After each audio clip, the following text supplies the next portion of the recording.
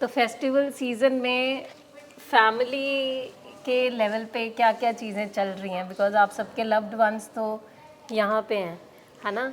सो पिछली बारी भी हमने बात करी थी मन और मत की ना, तो मन क्या क्या कहता है, मन क्या क्या कह रहा है इस फेस्टिवल सीज़न में? मतलब ये फेस्टिवल सीज़न आ रहा है तो हमने लास्ट सेशन में भी स्किल्स की बात की थी, तो अब आपका टेस्टिंग टाइम आने वाला इस फेस्टिव सीज़न में कि आपने कितनी कुछ स्किल्स अपनी पॉलिश की हैं और उस फेस्टिव सीज़न में आप उन स्किल्स को कितना को आप एग्जीक्यूट कर सकते हो, कितनी को आपकी उनकी प्रैक्टिस हुई है, ताकि हमारे पेशेंट्स को आप इफ़ेक्टिवली डील कर पाओ।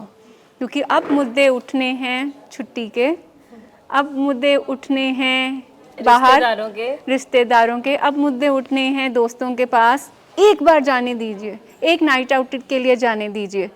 तो ये सारे इस बार कंसर्न्स आएंगे इस महीने में, ज़्यादा पॉपअप होने आते तो वैसे भी हैं, बट क्योंकि माहौल ऐसा है, ठीक है, बाहर के वो सारे जो डेकोर जो हवा में ही जो चल रही है फेस्टिव वाइब, उसको देख के मन इस बार बहकना है, डोलना है।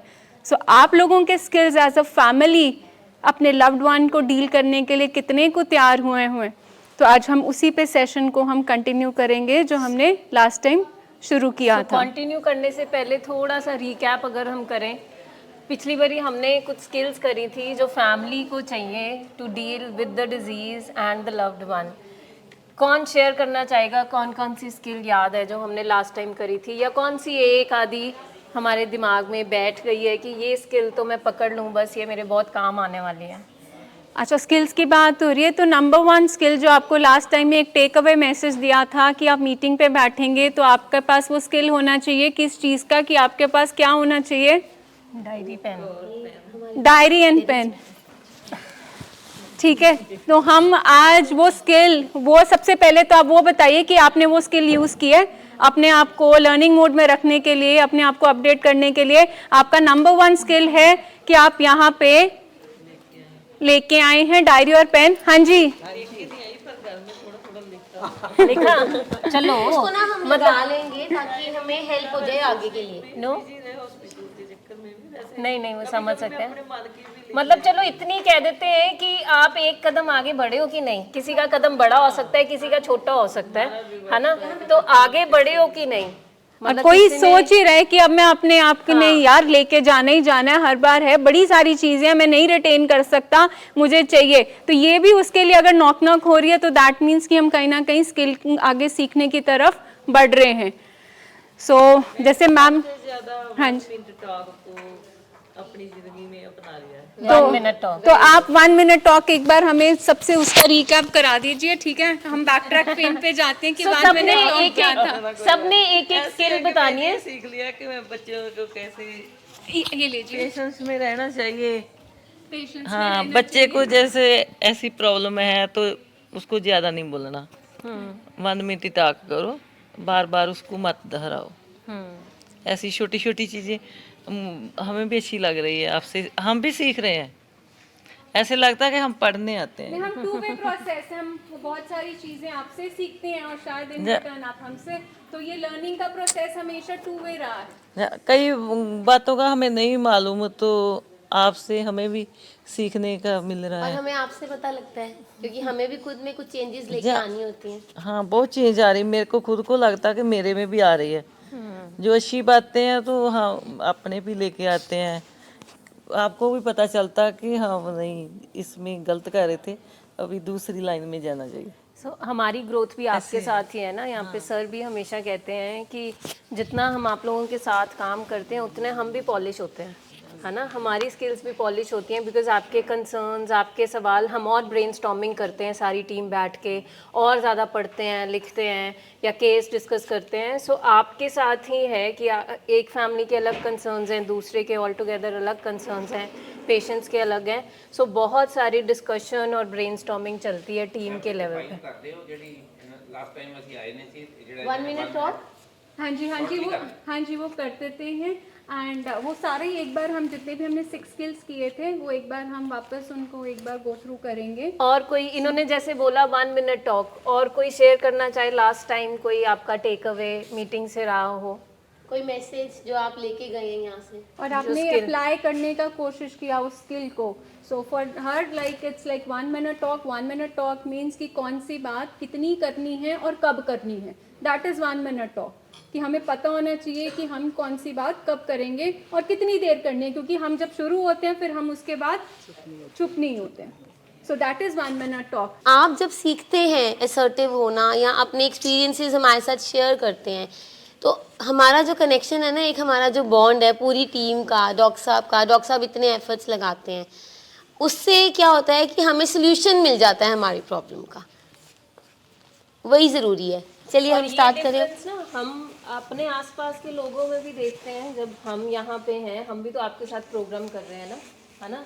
सो हम अपने फैमिली मेम्बर्स, अपने फ्रेंड्स, उन सब में हम भी देखते हैं. आई एम श्योर आप भी देखते होंगे कि आपकी सोचने में और आपके आसपास वाले लोगों में सोचने में अब बहुत अंतर आना शुरू हो गया, है ना. आप मतलब जिन चीज़ों में हम फंस रहे थे, मतलब सब कुछ होते हुए भी हमारी लाइफ ना उतनी पीसफुल नहीं थी जितनी अब हो गई है. हम छोटी छोटी बातों में फंसते नहीं हैं, हमें चीज़ों को टैकल करना और आसानी से आ गया है ना. सो ये सारी चीज़ें जो हैं ये यहाँ पे बैठ के ही समझ में आती हैं चीज़ें. सब कुछ होने के बावजूद भी थर्ड क्लास लाइफ हम जी रहे थे.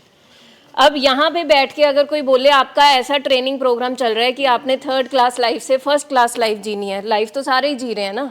उतनी अप्स एंड डाउन्स हर किसी की लाइफ में है. मैं अपनी बोलूँ, इनकी बोलूँ, आपकी बोलूँ, हर किसी. बट एक तरीका आ जाना, ठीक है, कि मैं ज़िंदगी जीने का तरीका सीख रही हूँ, कि जो मैं पहले ज़िंदगी जी रही थी और हैंडल कर रही थी अपनी लाइफ सिचुएशंस, अब मुझे एक तरीका आ गया जिससे मैं और पीसफुली हैंडल कर सकती हूँ. तो आप ज़मीन आसमान का फ़र्क देखोगे अपने आप में और उन लोगों में जिनमें आप इतनी देर से रह रहे थे. तो पंच लाइन है, गाड़ी first class, life third class. But उल्टा करना, गाड़ी भी फर्स्ट क्लास लेनी है, लाइफ भी फर्स्ट क्लास करनी है. ठीक है जी, चलिए लेट्स स्टार्ट. सो ये स्किल्स हम रिवाइज करेंगे. पिछली बारी हमने 1 to 6 करी थी. सो फर्स्ट स्किल जो फैमिली के में ज़रूरी है to treat their loved ones, वो क्या है? Educate yourself about the disease. Educate yourself about the disease का मतलब है कि जो बीमारी चल रही है घर में इतने सालों से, हम अपने आप को उस बीमारी के सारे फैक्ट से, उसके सिम्टम्स समझें, उसकी सारी प्रिकॉशंस को देखें और कैसे हमने इस बीमारी के साथ पेशेंट को भी हैंडल करना है and at the same time खुद को भी हैंडल करना है. ये सारी चीज़ हम सीखें. और किससे सीखें? गूगल से? हाँ नहीं, मैं पूछ रही हूँ. मैं देखो कितनी ट्रेनिंग हुई है फैमिली की. कहाँ से हमने लेनी है सारी एजुकेशन? गूगल से है? गूगल बाबा. अवेयरनेस और एजुकेशन जो हमने लेनी है वो कहाँ से लेनी है? गूगल बाबा. फील्ड के प्रोफेशनल से. जी मैम, सबसे पहले जब भी हमारे पास पेशेंट आता है ना, फर्स्ट सवाल क्या होता है फैमिली का? तो बताएगा, फैमिली जी बताएंगे. पहला सवाल क्या होता है जी आपका? यस, कितना टाइम लगेगा. दूसरा सवाल, ठीक हो जाएगा. तीसरा सवाल, दवाइयाँ कितनी देर चलेंगी. अब अगर डायबिटीज़ है या हार्ट अटैक आ गया है या ओपन हार्ट सर्जरी हो गई है, क्या हम उन डॉक्टर से पूछते हैं कितना टाइम लगेगा, कितनी देर दवाइयाँ चलेंगी? ये बहुत आयरनी है, बहुत बड़ा दुख की बात है कि जब मेंटल हेल्थ इश्यूज आते हैं ना, उसमें हम कितनी देर पे आ जाते हैं. कितनी देर, कितना लंबा. मुझे याद है कोरोना का टाइम था, हॉस्पिटल में बेड्स नहीं मिल रहे थे तब, है ना. So my mother was diagnosed with corona, है ना. तो तब क्या था कि वो सिम्टम्स ठीक करके टेस्ट नेगेटिव या पॉजिटिव कुछ भी आता था वो छुट्टी कर देते थे क्योंकि बेड्स चाहिए थे, है ना. सो डॉक्टर ने बोला अब सिम्टम्स ठीक हो गए, इनको छुट्टी कर लो. हम क्या कह रहे थे, नहीं इनको 4 दिन आप और रखो, पूरी तसल्ली करके. हमें ये था कि रश में ना डॉक्टर ट्रीट कर रहा है, ठीक है. हम चाहते थे कि नहीं, मतलब वो है ना कि लव्ड वन है, कि नहीं आप 4 दिन 5 दिन जितने भी आप दिन कहते हो, है ना, आप और अपनी तसल्ली करके डॉक्टर साहब भेजो. पर यहाँ पे क्या होता है, ठीक ठाक थोड़ा सा लग रहा है, हुण असीं घर जाके ना थोड़ा देख लिए मैडम, एक बारी ट्राई करके हुण ते ठीक लग रहा है, मायूस लग रहा है, घर जाके देख लैंने आ, थोड़ा खुश हुंदा है, तो फिर थोड़े दिन लिए लै जाने आ. सो मतलब दिवाली दिखा देते हैं, आजकल दिवाली सीजन चल रहा है. हाँ. दिवाली घर पे करने दो मैम, 2 दिन भेज दो, फिर हम आ जाएंगे. तो यहाँ पे मत वर्सेस आपके मन चलना है. आपके मन ने कहना है दिवाली है, ठीक है, दिन त्योहार है, ले ले. बट हम अपने साथ में इसको साथ लेकर चलेंगे, अपने PFC को, अपने साथ में थिंकिंग ब्रेन को, कि लॉजिक क्या, अगर कोई और हॉस्पिटल में मैं होती तो मैं वहाँ छुट्टी दिलवाती। जैसे मैम ने कहा, ईयर्स बैक मेरे मदर का जब सर्जरी हुआ, ठीक है, उनके लेग्स में स्टंट डाला, तो दिवाली थी, तो वही घर वाले कहते हैं चलो पूजा के लिए ले जाए। पापा कहे ओ नहीं, पूजा ਇੱਥੇ ही कर लवांगे, इस कमरे विच कर लेंगे, छुट्टी नहीं लेके जानी। एंड सी दैट हमारा पर्सपेक्टिव क्या होता है। और यहाँ पे देखना अभी कमिंग डेज में हमें सब एप्लीकेशंस मिलनी है लीव की, मैम 2 दिन 1 दिन, वहाँ हम बीमारी समझ रहे थे, हम वी सेलिब्रेटेड दैट दिवाली, उस कमरे में ही, वहीं पे हमने दिया जगाए थे, वहीं पूजा की थी मम्मी पापा के साथ। और यहाँ पे अगर आप उस बीमारी को समझ रहे हो कि ये बीमारी फेटल है, अनट्रीटेड है, मुझे डॉक्टर की गाइडेंस के हिसाब से चलना है, तो फिर छुट्टी का कोटा वाला क्वेश्चन आज कैंसिल। और कितनी देर और कितना लंबा, कितनी दवाइयाँ, ये मरीज़ की बीमारी के ऊपर डिपेंड करता है। अगर उसकी प्रॉब्लम 5 साल पहले कुछ और थी, आज उसकी कुछ और है, 5 साल पहले उसको कम दवाइयों से फ़र्क पड़ रहा था, जैसे प्रोग्रेसिव है ना क्योंकि डिजीज़, अब वो प्रोग्रेस कर गई है तो अब उसकी दवाइयों की डोज भी ज़्यादा होएगी। पहले एक दवाई से वो ठीक हो जाता था, अब शायद 2-3 दवाइयाँ देनी पड़ेंगी। So this we need to understand. And disease concept को जब तक हम नहीं समझेंगे, हमारा भी फैमिलीज़ का भी डिनाइल होता है कहीं ना कहीं, सबका ही होता है। डिजीज़ कंसेप्ट को नहीं समझेंगे तो फिर ऐसा ही चलेगा। एक और एग्जांपल देती हूँ, मेरी बेटी 7A में पढ़ती है, 7th A में, मैथ्स में वो ठीक नहीं है, तो मैं 7th A की मैथ्स टीचर से मिलूंगी कि 7th B C D E F की मैथ टीचर से?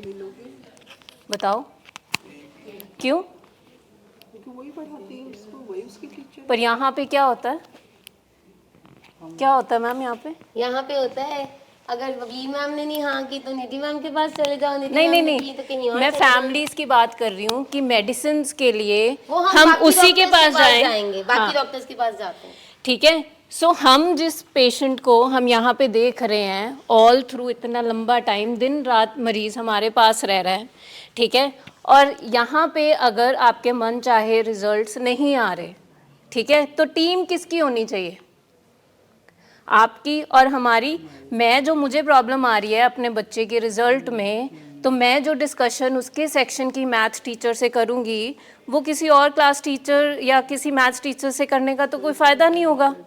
सो ये भी हमें बहुत ध्यान से देखने की ज़रूरत है कि कहीं हम तो नहीं भटक रहे हैं।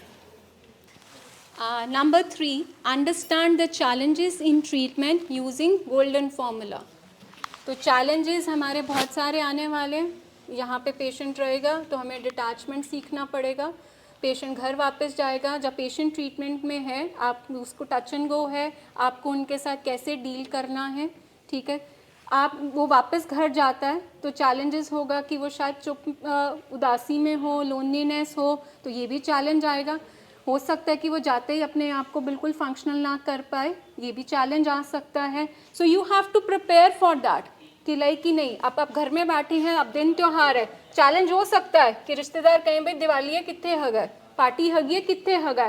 सो you are going to use that challenges अपने 4 पॉइंट गोल्डन फार्मूला के साथ। क्या कोई भी family golden formula 4 point formula बता सकती है और वो कैसे अप्लाई कर रही है? 4 पॉइंट फार्मूला क्या है, उसको हम कैसे अप्लाई कर रहे हैं अपनी डे टू डे लाइफ में, कोई भी बता सकता है? चलो सिचुएशन दे देते हैं कि पेशेंट यहाँ पे है और आपको उसकी बहुत याद आ रही है घर बैठ के, ठीक है, तो आपका मन कर रहा है कि यार कि वहाँ पे पता नहीं ठीक है कि नहीं, खाना ठीक से खा रहा है कि नहीं। आप मुझे बताओ कि ये चैलेंज आ गया, आपका मन उदास हो रहा है, डावाडोल हो रहा है, तो आप 4 पॉइंट फार्मूला कैसे लगाओगे? सिचुएशन मैंने दे दी, आपको कंटिन्यूस थॉट्स आई जा रहे हैं और वो थॉट्स आपको बेचैनी भी दे रहे हैं, इनको हम इंट्रूसिव थॉट्स भी बोलते हैं, और उसमें एप्रीहेंशंस भी आ गई, पता नहीं कुछ गड़बड़ ना हुई हो, कुछ हो ना रहा हो, तो उसको आप कैसे मैनेज करेंगे? वैसे हम करते पता कैसे हैं, फ़ोन कर लेते हैं, एक फ़ोटो डाल दो, मैडम बता दो क्या है। Coming to next, stop blame game, stop blame game, enabling, provoking and work on your resentments. So effective dealing के कौन से स्किल्स सिखाए हैं हम लोगों ने कि जब भी पेशेंट हमारे एडिक्शन में आता है तो सबसे पहले आपको क्या करना है? Blame game. आपके कारण, तुम्हारे कारण, तेरे कारण, उसके कारण, ये कारण कारण कारण जो एग्जिट रूट बनते हैं अपनी रिस्पॉन्सिबिलिटी को छड़कने के, इसको बंद करना होगा। इनेबलिंग, जो वो काम वो खुद कर सकते हैं उन्हें करने देने चाहिए, वो हम उनके लिए नहीं करेंगे। एक बड़ी डिफाइन बाउंड्री बनानी पड़ेगी। प्रोवोकिंग, क्योंकि जब हम इनेबलिंग, जब हम सब उनको पुचकार के थक जाते हैं, तो जब कोई गल नहीं बनती तो हम किस पे आ जाते हैं? प्रोवोकिंग। ठीक है, हम डिफेंसिव हो जाते हैं, फिर सारी अगली पिछली पुरानी सारी बातें, क्रिटिकल रिमार्क्स हम लेकर आते हैं। तो ये कोई भी पैटर्न आपके लिए हेल्दी नहीं है। सो स्किल्स आपको सीखने पड़ेंगे इफेक्टिव कम्युनिकेशन के। ठीक है जी, चलिए नेक्स्ट पे चले। Yes, no? Yes. Writing honest facts about the patient, that's called data intervention.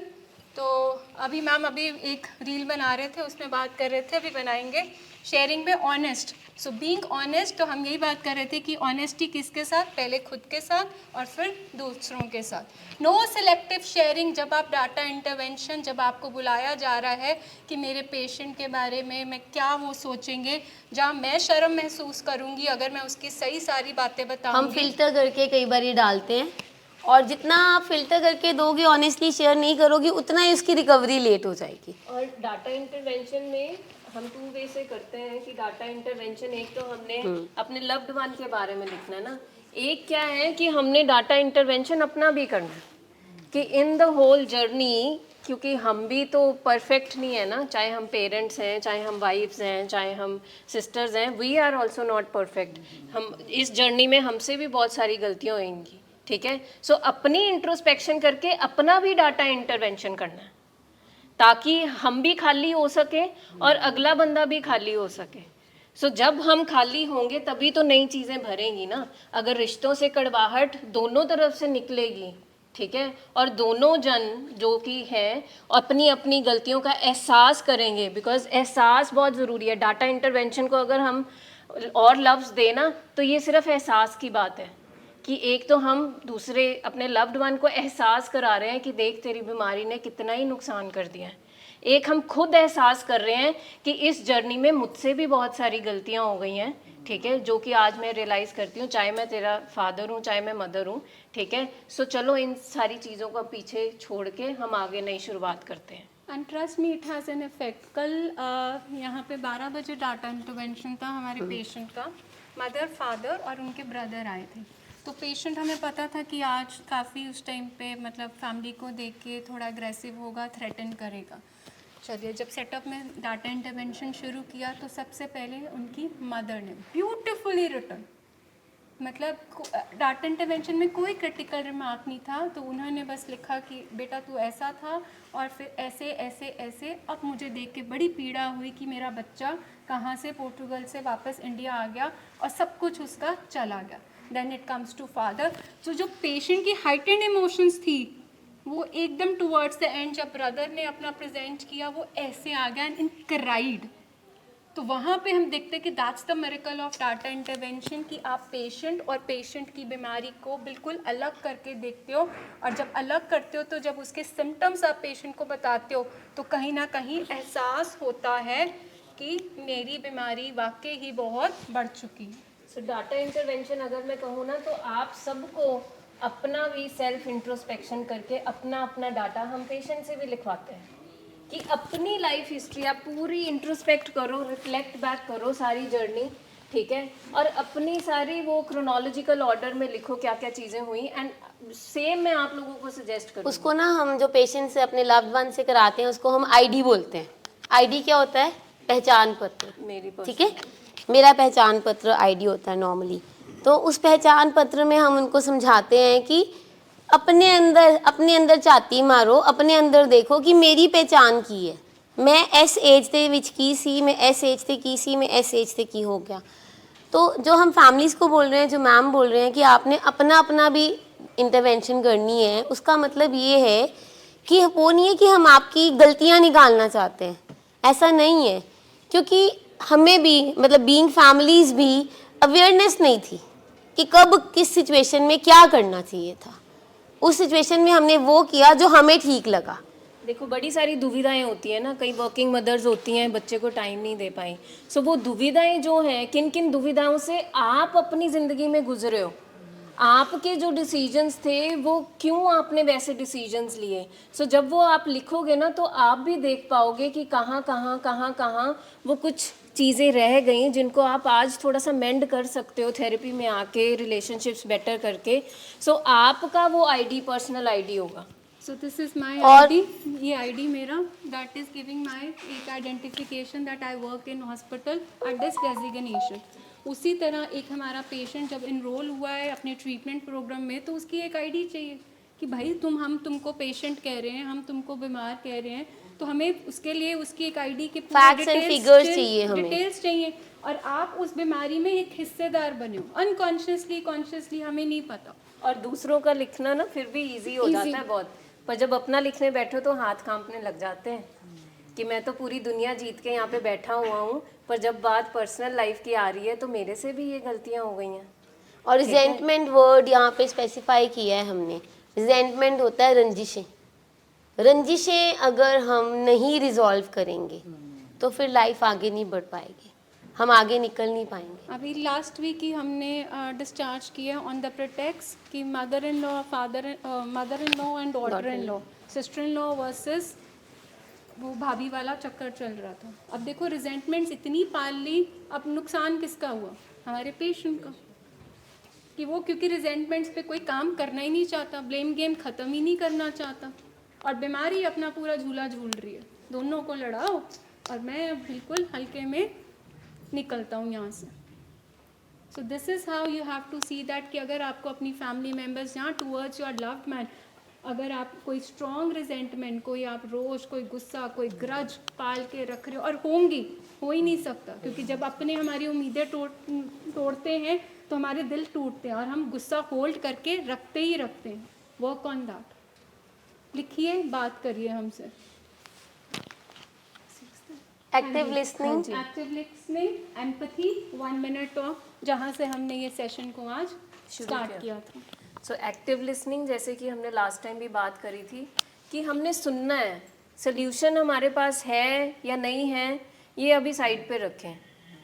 एक बच्चा या कोई भी आपका लव्ड वन कोई भी इमोशन आपको एक्सप्रेस करना चाहता है, कोई भी दिक्कत आपको शेयर करना चाहता है, सो हम बस एक्टिवली सुन लें उस चीज़ को, ठीक है। हमें बहुत बेचैनी होती है बीइंग फैमिली मेम्बर्स कि हम अगले बंदे की दुविधा जो है वो उसकी परेशानी दूर कर दें। सो हम उस चीज़ में फंस जाते हैं कहीं ना कहीं और हम सुन नहीं पाते हैं।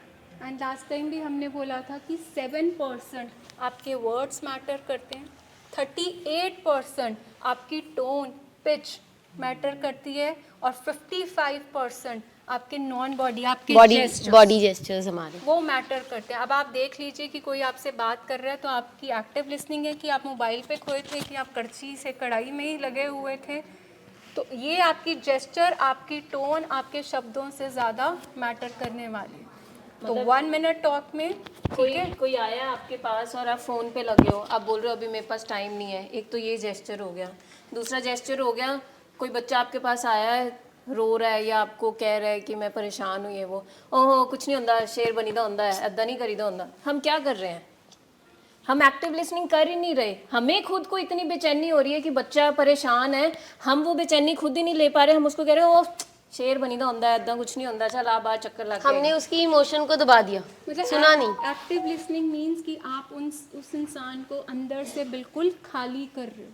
आपने खाली किया, जो वो बात आपके पास लेके आया था उसको बोलेंगे कि आपने अपने कान एक्टिवली उसकी बात को दिए और उसने अपने इमोशंस को अपने आप से बाहर निकाल के एक्सप्रेस। मतलब सारे काम छोड़ के उसको बोलो कि हाँ मैं यहाँ पे हूँ, तो बता क्या हुआ, अच्छा कहाँ से शुरू हुई बात, शुरू से बता मुझे, अच्छा लड़ाई हुई थी, अच्छा फिर क्या हुआ।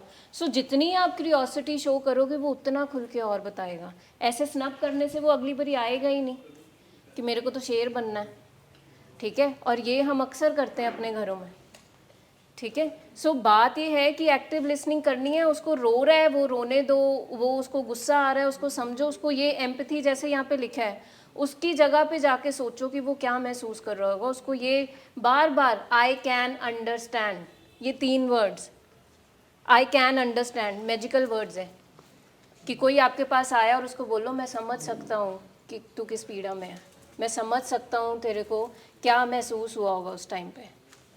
सो जब ये सुनेगा, हम आगे से क्या बोल रहे हैं, ओ कुछ नहीं होता है, हो जाए, चलदियाँ रहंदियाँ गल्लां। जहाँ मैम वाइस वर्सा हम क्रिटिकल रिमार्क्स पे आ जाते हैं अपना 1 2 यहाँ हम ये कह देते हैं अच्छा थोड़ी देर बाद मैं ये काम कर लूँ फिर सुनता हूँ। हाँ, तो वो जब वो थोड़ी देर बीच में हम पॉज डाल देते हैं, वो अगला बंदा शेयर ही नहीं करता फिर। एंड 1 मिनट टॉक का मैजिक था, you are precious to me, बेटा तुम मेरे लिए बड़े प्यारे हो, बट तुम्हारा ये बिहेवियर मैं डिसअप्रूव करती हूँ। होप मैं उम्मीद करती हूँ कि तुम अपने इस बिहेवियर को रिफ्लेक्ट बैक करोगे, इसे ठीक करोगे और उसके बाद आप बिल्कुल नॉर्मल गुड फील करके उस कॉन्वर्सेशन को एंड करोगे। अब आप देखिए इन 4 सेंटेंसेस में आपने बात ख़त्म कर दी। भाषण लंबा चौड़ा नहीं देना, तू ऐसे ही है तो सुधरेगा नहीं, तूने हमेशा यही करना है, तूने खानदान खराब कर दिया, ब्ला ब्ला ब्ला, फुल स्टॉप नहीं बोलना। ये तो घर में ना नॉर्मल बड़ा काम आता है। मैंने तो ये अपनी डॉटर के साथ उसकी टैब की टाइमिंग पे बड़ा काम किया है।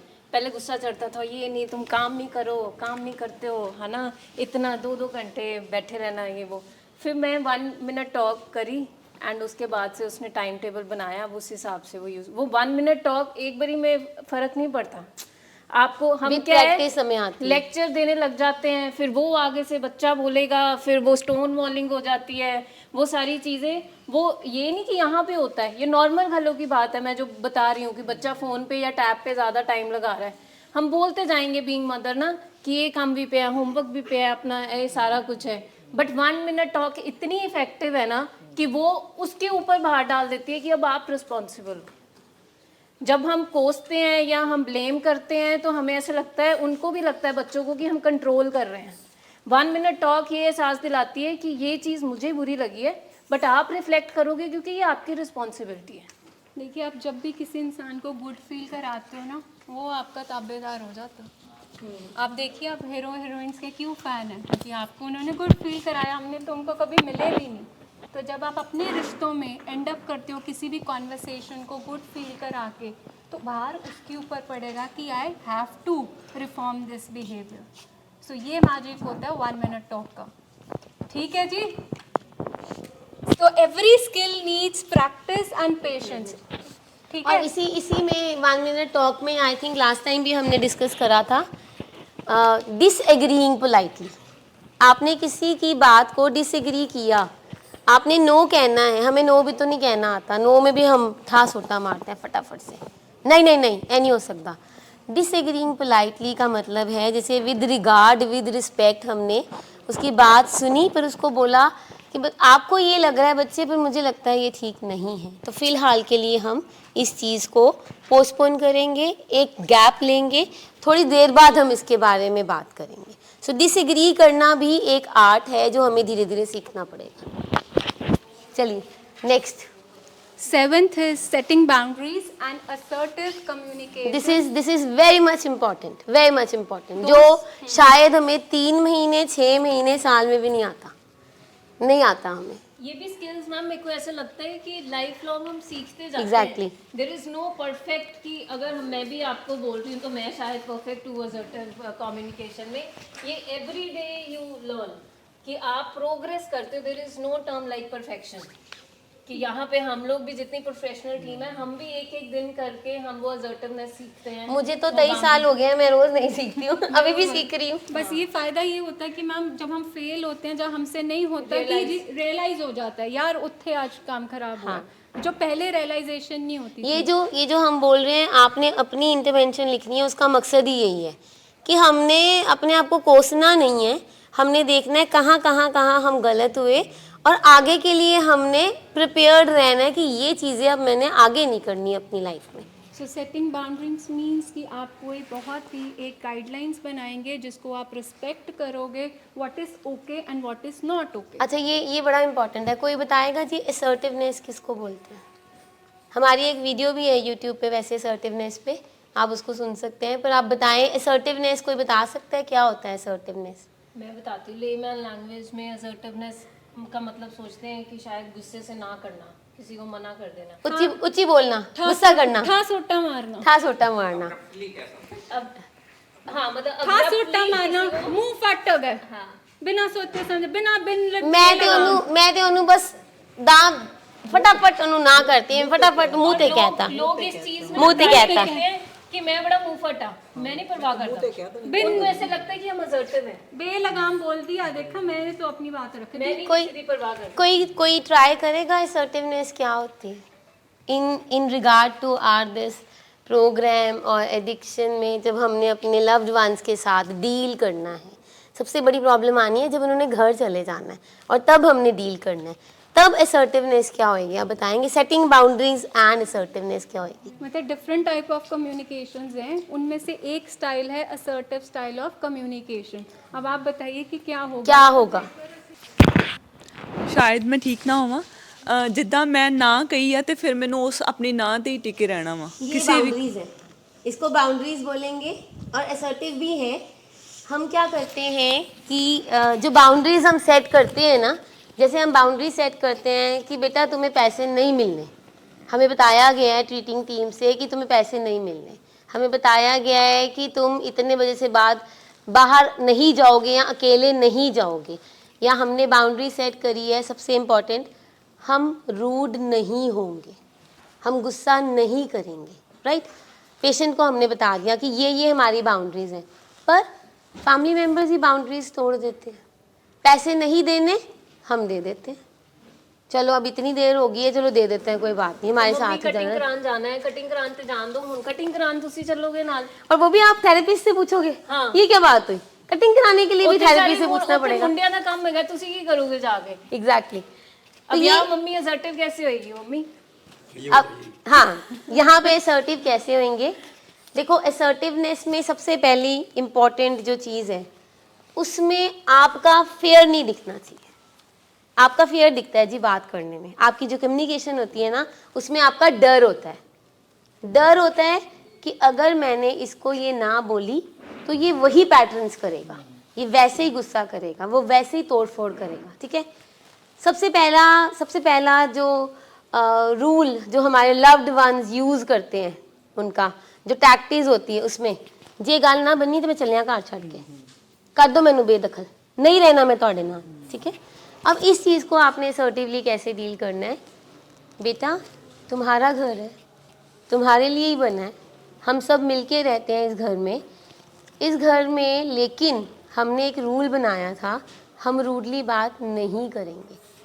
असर्टिवनेस में गुस्सा नहीं होता, रिगार्ड एंड रिस्पेक्ट, ये दो चीज़ें होती हैं। ना आप रिस्पेक्ट किसी की तोड़ो या ना दूसरा तोड़े, रिगार्ड एंड रिस्पेक्ट करके आपने जवाब देना है। घर तुम्हारा है, तुम्हारे लिए बना है, यहाँ पे हमने रूल बनाया था, हम गुस्सा नहीं करेंगे, ये बात हम आपकी नहीं मान सकते क्योंकि ये आपकी बीमारी को बढ़ावा करते हैं। आपका दिल करता है तो आप जा सकते हो, लेकिन है आपका ही घर। जैसे कोई चीज़ें तोड़ता है या तोड़ना चाहता है तो उनको आप बता सकते हो, बेटा तुम्हारी चीज़ें, हमारी नहीं है, ये तुम्हारी चीज़ें हैं, तुम्हारा घर है, तुमने नुकसान करना है नहीं करना तुम्हारे हाथ में, तुम्हारा डिसीजन है। लेकिन ये बता दूं कि इस टाइम पे ये जो तुम्हारा बिहेवियर आ रहा है, ये तुम्हारी बीमारी का हिस्सा है, ये तुम्हारा चिम ब्रेन तुम्हें करा रहा है और तुम्हें अपने आप को मैनेज करना है। हम तुम्हारी problem, I can understand your emotions. अभी जो तुम्हें गुस्सा आ रहा है, इस इमोशन को हम समझ पा रहे हैं, पर इसके लिए हमें एक पॉज लेना पड़ेगा, हमें इसके लिए थोड़ी देर सोचना पड़ेगा, ये बात हम आपकी नहीं मान सकते। And 1 minute talk again, it's very assertive, है ना? 1 मिनट टॉक जब आप करते हो तो वो असर्टिवनेस है कि आप उसको बता रहे हो कि मैं क्यों नहीं भेज सकती, क्योंकि बेटा मैं तेरा नुकसान नहीं कर सकते। और हमारे ना कई You are very patients, precious. हमारे कई पेशेंट्स के साथ ऐसा हुआ और उनकी फैमिलीज ने ऐसे ही जवाब दिए। कहते हैं अब आ गए हो 1 मिनट टॉक करने। कौन बता रहा था उस दिन? कहते कि अच्छा अब, हाँ वो पेशेंट मुझे याद आ गया, तो कहते कि पहले उन्होंने गुस्सा कर दिया, फिर वाइफ कहती कि मैं थोड़ी देर मैम किचन में गई पॉज लेने के लिए और मैं फिर वापस उनके पास आई, तो जब मैंने वो शुरू की तो हमारी दोनों की हंसी निकल गई और वो पेशेंट मेरे को बोलता, मेरा हस्बैंड मुझे बोल रहा है कि अच्छा आ गए हो 1 मिनट टॉक करने। और एक और में क्या हुआ, कि ऐसे ही पेशेंट ने गुस्सा किया, सब कुछ किया और फैमिली ने जैसे मैंने आपको बताया वैसे उन्होंने बोला, वो बाहर गया, बिल्कुल घर के बाहर ही गया, थोड़ा सा घूम के वापस आया, ये क्या बात बन गई यार, मैं जाऊँ कहाँ पे, जगह तो कोई है नहीं इस टाइम पे जाने वाली, अगर जाऊंगा तो नशा करूंगा तो फिर रिहैब जाना पड़ेगा, ये तो काम खराब ही हो गया। ये बड़ा मजेदार है मेरा ख्याल। मिसेस नवदीप कहेंगे जब स्किल्स आपको और आपके लव्ड वन को दोनों एक से आती हैं तो कई बार आपके साथ भी ऐसा होता है। उस दिन मेरे को बड़ी हंसी आई सुन के, कहती मैम मैं किचन में से वापस आई और मैं ना 1 मिनट टॉक अपनी तरफ से कर रही कि आप मेरे लिए बड़े प्रेशियस हो, तो पेशेंट की भी हंसी निकल गई, अच्छा अब आ गया 1 मिनट टॉक करने। पेशेंट्स पता क्या बोलते हैं, मैम आपने मेरी वाइफ को ना बहुत चालाक बना दिया, मैं तो उसको इतना मतलब इरिटेट कर रहा था कि अभी रिएक्शन देगी तो मैं इसके साथ बाहर निकलने का बहाने मैंने से एक निकल बारी जाऊंगा। हाँ एक बारी मैंने पहले भी डिस्कस किया था ये चीज। कहता इसने इतना इरिटेट किया, कहता आगे से रिएक्शन ही नहीं, कहता आपका वो जो टर्म है ना सेफ एग्जिट, वो पता नहीं कहाँ एग्जिट कर गई और उसके बाद आई कहती कुछ खा लो, मैं कहा चल फिर खा ही लेते हैं। ऐसे मैंने एक बारी बताया था, हमारे एक पेशेंट चंडीगढ़ में है, वो रिकवरी करके चले गए, ट्रीटमेंट हो गया सारा पूरा, और ना जाके पहले वो अपनी वाइफ के साथ वॉक करने गए, फिर वो अपनी मदर के साथ वॉक करने गए। तो पहले उनका बिहेवियर होता था कि वाइफ की बातें मम्मी को, मम्मी की बातें वाइफ को करके, तो घर में थोड़ा माहौल खराब हो जाता था। तो आए वो फॉलो अप पे, कहते श्वेता मैम क्या सिखा दिया आपने दोनों को, मैंने इतना भड़काया, मम्मी को भी भड़काया, बीवी को भी भड़काया, वो भड़की ही नहीं, उनमें कोई चेंज ही नहीं आया।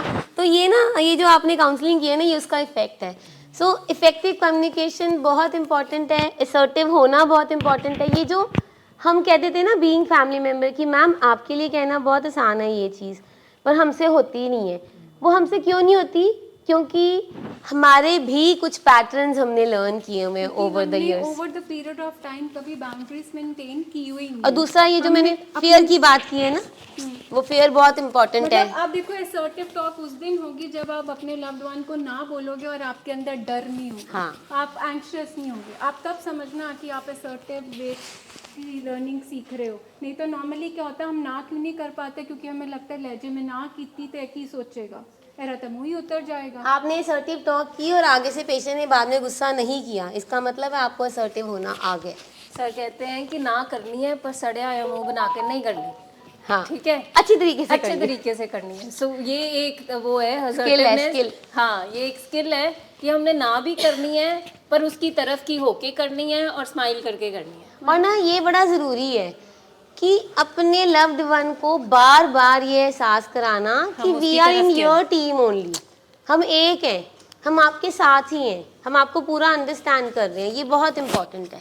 मेरी बारी में तो कह रहे थे हम डॉक्टर से पूछ के ना फिर कर लेंगे जो तो वो उनके तरीके पॉज ले लेते हैं ना, वो एग्जिट है वो सेफ एग्जिट वो उनका सेफ एग्जिट है। टाइम बाय ले लिया, तो हम कर लेंगे। क्योंकि होता क्या है कि एक का जब चिम्ब्रेन एक्टिव होता है तो दूसरे का ऑटोमेटिकली एक्टिव हो जाता है। अब यहाँ पे देखो एक बंदा अपने स्किल्स यूज कर रहा है, अपने एग्जेक्टिव फंक्शनिंग यूज कर रहा है, तो ऑटोमेटिकली दूसरे का भी फिर चिम्ब्रेन अपने आप बीच में मेले डाउन हो जाएगा। तो चिम्प वर्सेस चिम्प, तो यहाँ पे स्किल वर्सेस स्किल की लैंग्वेज अगर घर में यूज होगी तो आप सोचो कि प्रॉब्लम कहाँ जाएगी। अभी ये असर्टिवनेस की ही आपको एक बात बता देते हैं कि अभी थोड़े दिन पहले एक हमारा लव्ड वन घर गया था, पर फैमिली को सिखाने के बावजूद भी असर्टिव होना नहीं आया।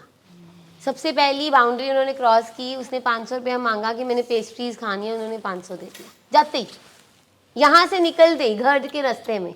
सेकंड बाउंड्री क्रॉस हुई, वो पेशेंट एग्रेसिव हुआ, उसने कुछ गाली वाली निकाली तो वो डर गए, डर के एकदम से स्टेप बैक हो गया। तो ये जो मैंने बोला ना, कुछ पैटर्न्स हमने भी लर्न करे हुए हैं। असर्टिवनेस में अपने फियर को एक साइड पे रखना है हमें।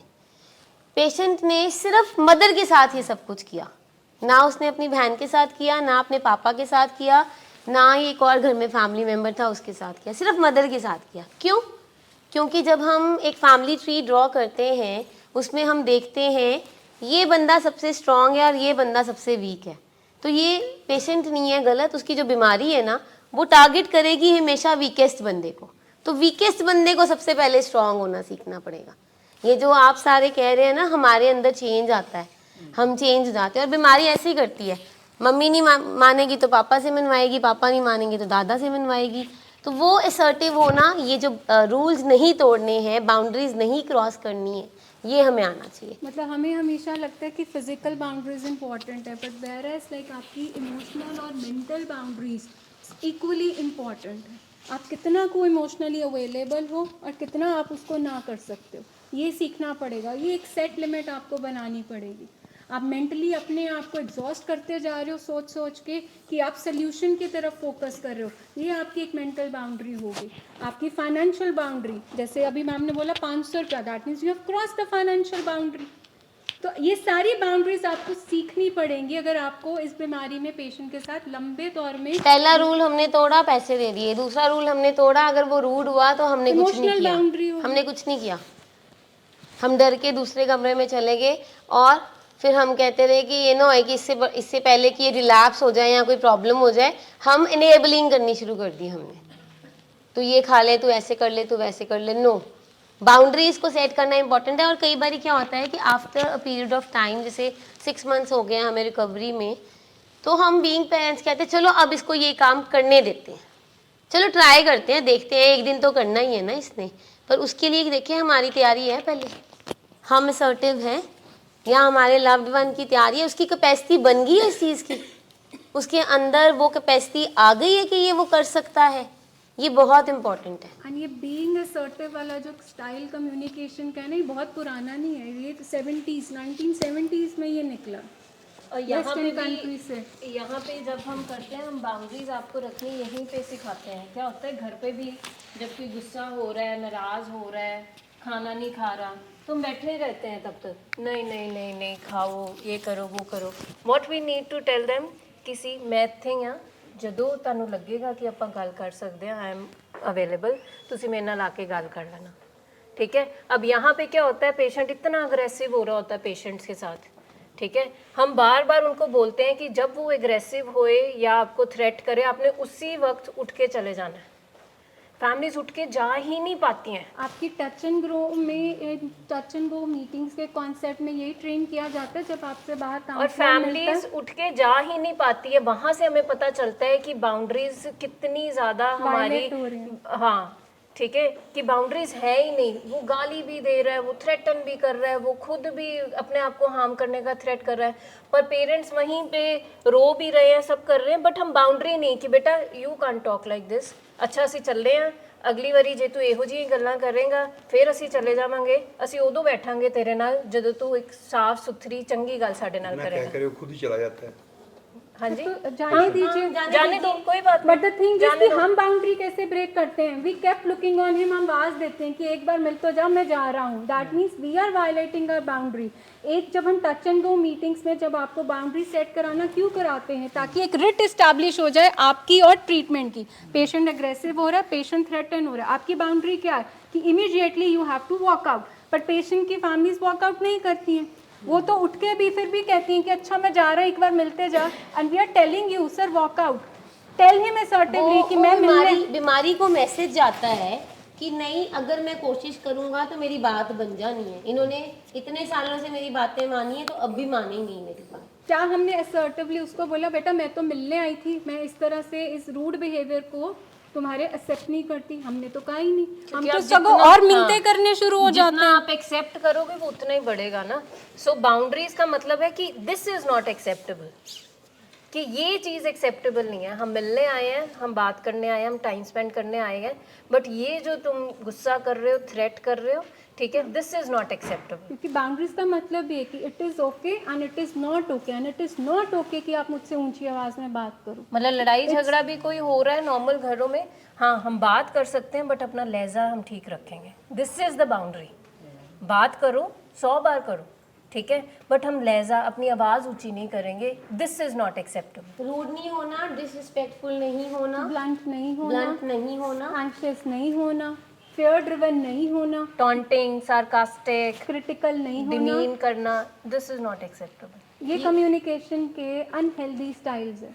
अगर आपकी हेल्दी बाउंड्रीज हैं तो उसको मेंटेन करना सीखें, अगर अनहेल्दी हैं तो उनको हेल्दी बनाने में आपके सारे एफर्ट्स, आपके सारे स्किल्स रखने चाहिए। आप देखिए कि आप सारा दिन जब अपने लव्ड वन के साथ बात करते हैं, आप अपनी टोन को देखिए, आपकी टोन कैसी है, आप कौन से कॉन्टेक्स्ट में बात करते हैं, पास्ट की, क्रिटिकल रिमार्क्स, डिमीनिंग, जहाँ आपको सिर्फ उनकी गलतियाँ ही दिखती हैं, that means we need to work on our communication style. मुझे कभी देख के प्यार उमड़ता है, मैं एज लाइक इसको बीमारी से अलग एज अ सेपरेट इंडिविजुअल देख पा रही हूँ। This is maintaining the healthy boundary. ठीक है जी, चलिए नेक्स्ट। ये हमने बात कर ली है इसके बारे में, self care and writing inventory. बगलीन मैम ने अभी एक्सप्लेन किया है इसके बारे में। ठीक है, कि अपनी सेल्फ केयर, बिकॉज जब हम वो अपना आईडी लिख रहे हैं और हमें पता चल रहा है कि कहाँ कहाँ पे हमारे से कमियां रह गई हैं और हम उसको इम्प्रूव कर रहे हैं विद टाइम, विद ट्रेनिंग, ठीक है। सो मैं अपनी भी तो सेल्फ केयर कर रही हूँ ना।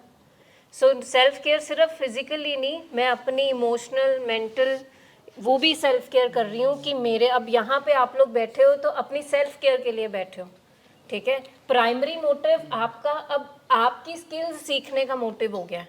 सेकेंडरी मोटिव हो गया है कि हाँ, हम उन स्किल्स को अपने लव्ड वन को ठीक करने के लिए कैसे यूज़ कर सकते हैं।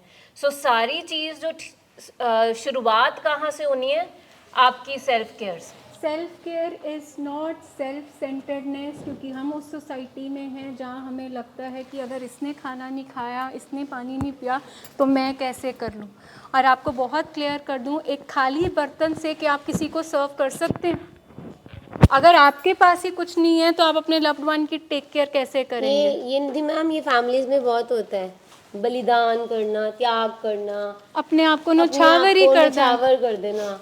वो प्यार नहीं होता, वो लव बम्बार्डिंग होती है, लव का बॉम्ब फट जाता है। वापसी में हमें होता है कि डिसरिस्पेक्ट मिलती है। जो मैम बता रहे हैं, अगर बेटे ने खाना नहीं खाया तो मैं भी नहीं खाऊंगी, अगर बेटे ने नहीं खाया तो मेरा भी मूड ऑफ हो गया।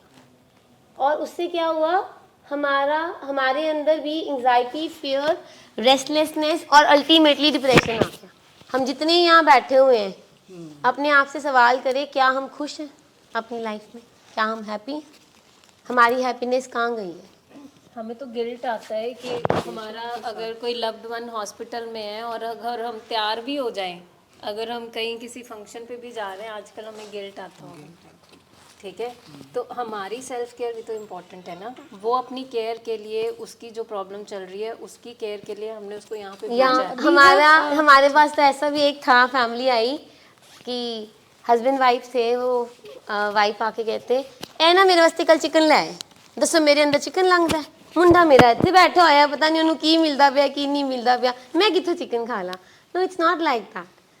आप ये थोड़ी है कि आपने खाना बंद कर देना है, आपने तैयार होना बंद कर देना है, नहाना धोना बंद कर देना है। No, it's not like that. हमारी एक family, I still remember years back, जब उनके बेटे यहाँ पे एडमिट थे, so after like couple of 3-4 months, तो उन्होंने बोला कि now I am going to take a break, मैं अकेले हॉलीडे पे जा रही हूँ।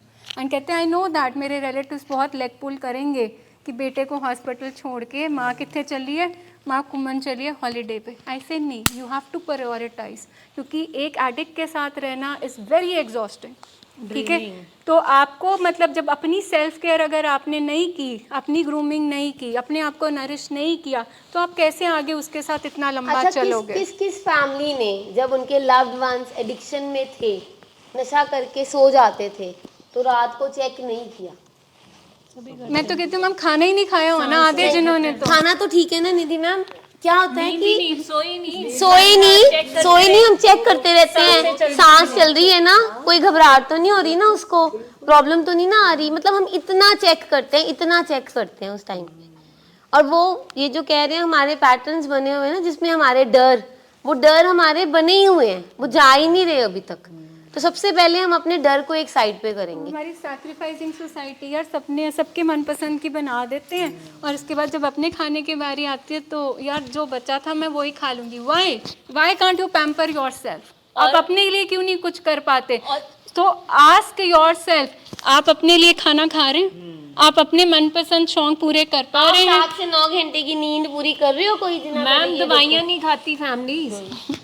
ये ठीक हो जाएगा तो मैं आप पे ठीक हो जाना है, मेरा बीपी आप पे ठीक हो जाएगा तो ये ठीक होगा। वो जो हमारे पेशेंट थे, थायराइड की दवाई हमारे पेशेंट के मदर ने अपने थायराइड की दवाई बंद कर दी कि मैडम ए ठीक हो जाएगा ना, तो तुसी देखना मेरा अपने आप भी ठीक हो जाएगा। 180/100 मेरा बीपी आप पे ठीक हो जाना जिस दिन इन्हें ठीक होना है, ये डिनाइल है। और थायराइड ग्लैंड वो बात कर रही है तो हमें साफ दिख रहा है कि कहीं ऑपरेशन ही ना करना पड़े, and she is not taking medication.